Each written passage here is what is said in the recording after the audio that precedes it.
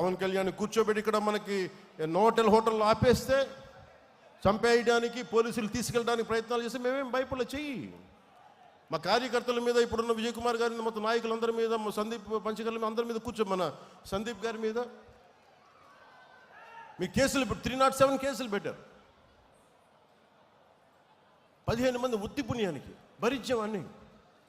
అక్కడ మనం కూర్చోబెట్టి అమరావతిలో ధర్నా చేస్తామంటే కూర్చోబెట్టి మేము దాడులు చేస్తూ ఉంటారు. ఇప్పటం కోసం వెళ్దామంటే మీరు కూర్చోబెట్టి బ్లాకులు చేస్తారు. ఏ రోజు భయపడలా. ప్రధానమంత్రి గారు స్వయంగా నాకు తెలిసినప్పటికీ కూడా, ఇంత ఇబ్బంది పెడుతున్నప్పటికీ కూడా విశాఖపట్నంలో ఒక్క ఫోన్ కాల్ నేను పిఎంఓ ఆఫీసు కానీ హెచ్ఎంఓ ఆఫీసు కానీ చేయలేదు. ఎందుకంటే ఇది మా నేల, మేము పోరాడతాం ఇక్కడ.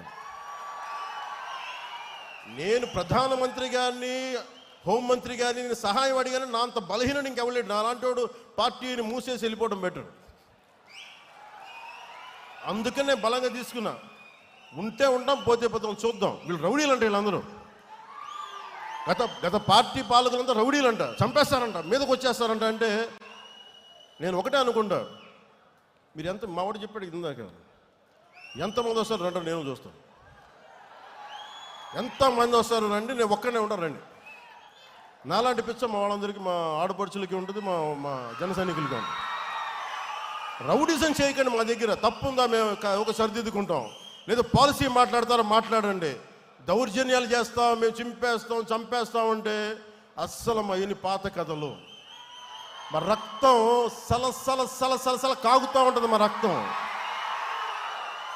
భయపడం. వాటికి క్షేమం కోరుకుంటాం, ప్రజాక్షేమం. భయపడటాలు ఉండవు మా దగ్గర, పోరాటాలే ఉంటాయి. మా ఆడపడుచులు చెప్తా ఉన్నా,